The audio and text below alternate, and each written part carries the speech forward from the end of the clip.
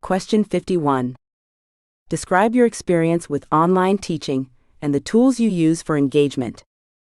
In my experience with online teaching, I utilize platforms like Zoom and Canvas to facilitate interactive learning. I incorporate breakout rooms for small group discussions and use polls and quizzes to maintain engagement.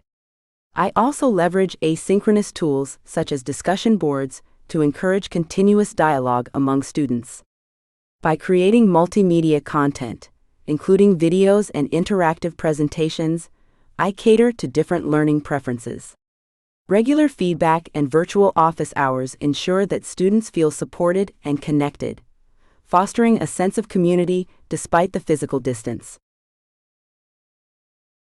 Question 52. How do you encourage critical thinking in your students? I encourage critical thinking by designing assignments that require analysis, evaluation, and synthesis of information. For instance, I present case studies and real-world scenarios that prompt students to explore multiple viewpoints and develop their own arguments.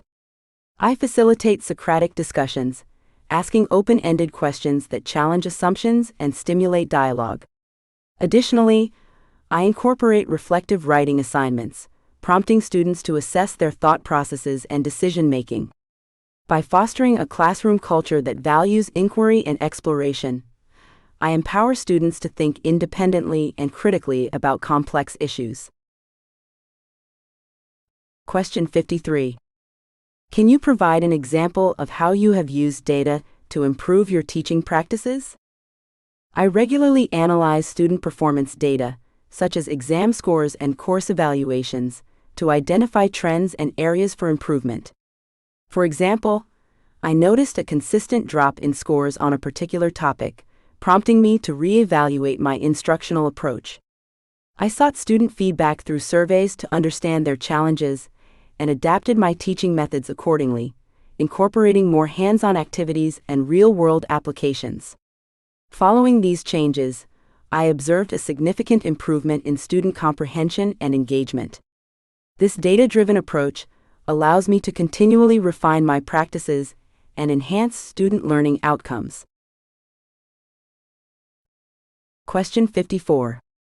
What techniques do you use to promote student engagement during lectures? To promote engagement during lectures, I employ a variety of techniques, such as interactive polling, live demonstrations, and real-time problem-solving. I incorporate multimedia elements like videos and infographics to break up the lecture and maintain interest. Additionally, I encourage questions and discussions throughout the presentation, creating an inclusive atmosphere where students feel comfortable sharing their thoughts. I also utilize storytelling to connect concepts to real-world scenarios, making the material more relatable. By incorporating these strategies, I aim to create a dynamic learning environment that fosters active participation. Question 55. How do you approach mentoring students who express interest in pursuing further education? Mentoring students interested in further education involves providing guidance on academic pathways, application processes, and potential career outcomes.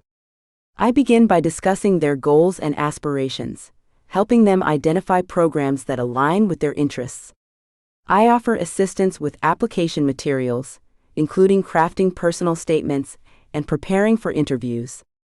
Additionally, I connect them with resources such as transfer fairs and workshops on financial aid. Regular check-ins allow me to track their progress and provide ongoing support. By fostering a mentorship relationship, I empower students to navigate their educational journeys confidently. Question 56. What role does feedback play in your teaching philosophy? Feedback is central to my teaching philosophy, as it fosters growth and development for both students and myself. I provide timely, constructive feedback on assignments, highlighting strengths and areas for improvement. I also encourage self-reflection, prompting students to assess their work critically and set goals for future performance. Additionally, I seek feedback from students through surveys and informal discussions, using their insights to refine my teaching practices. This reciprocal feedback loop creates an environment of continuous improvement, where students feel supported and motivated to excel. Question 57. Describe your experience with curriculum development and the steps you take to ensure its effectiveness. My experience with curriculum development involves collaborating with faculty and industry experts to create relevant, engaging programs. I start by conducting a needs assessment to identify gaps in existing offerings and align the curriculum with workforce demands. I ensure that learning objectives are clear and measurable, incorporating diverse teaching methods to accommodate various learning styles. Pilot testing the curriculum with a small group allows for feedback and adjustments before broader implementation. Ongoing assessment and evaluation, including student performance data and stakeholder input, ensure the curriculum remains effective and relevant over time. Question 58.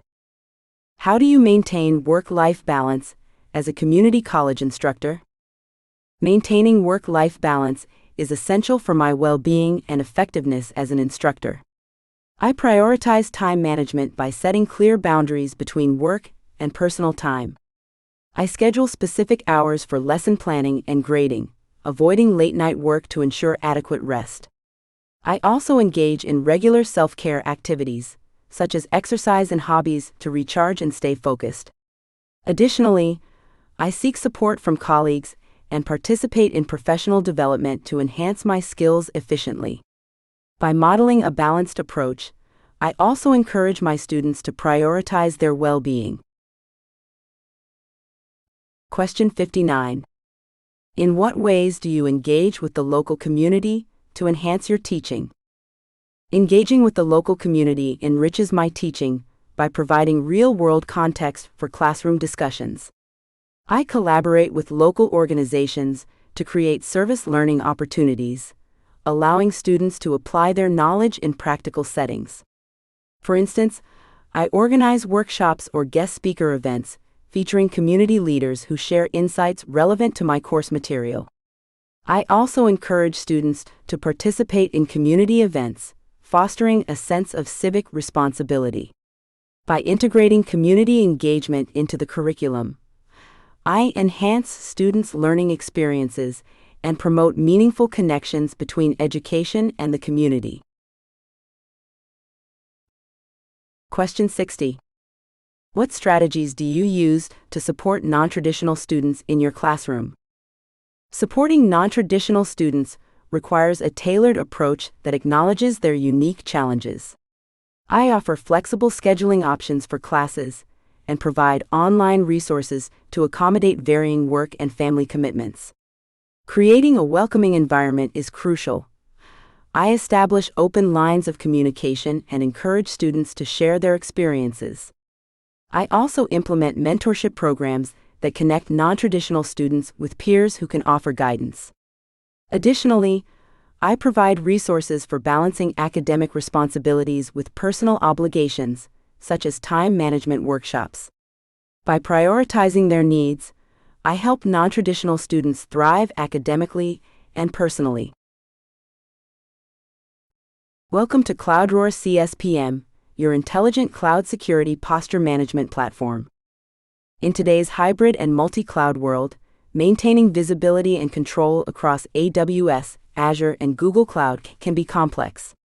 CloudRoar CSPM simplifies that by continuously scanning all your cloud accounts, configurations, and workloads.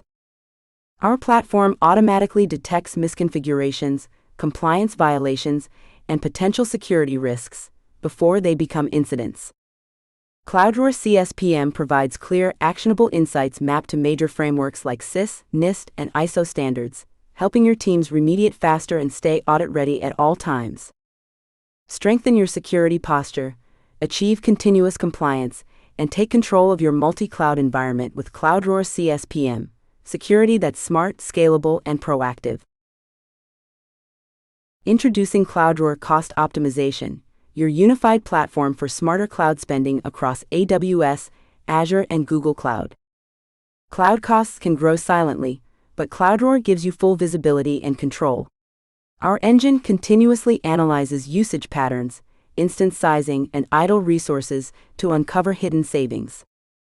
With intelligent recommendations powered by real-time data, CloudRoar helps you right-size resources, eliminate waste, and maximize return on every dollar spent in the cloud. Get detailed reports, actionable cost insights, and automation that ensures continuous optimization without compromising performance. Optimize confidently, scale efficiently, and make every cloud dollar count with CloudRoar Cost Optimization. Efficiency meets intelligence. Welcome to CloudRoar CSPM, your intelligent cloud security posture management platform. In today's hybrid and multi-cloud world, maintaining visibility and control across AWS, Azure, and Google Cloud can be complex. CloudRoar CSPM simplifies that by continuously scanning all your cloud accounts, configurations, and workloads. Our platform automatically detects misconfigurations, compliance violations, and potential security risks before they become incidents. CloudRoar CSPM provides clear, actionable insights mapped to major frameworks like CIS, NIST, and ISO standards, helping your teams remediate faster and stay audit-ready at all times. Strengthen your security posture, achieve continuous compliance, and take control of your multi-cloud environment with CloudRoar CSPM, security that's smart, scalable, and proactive.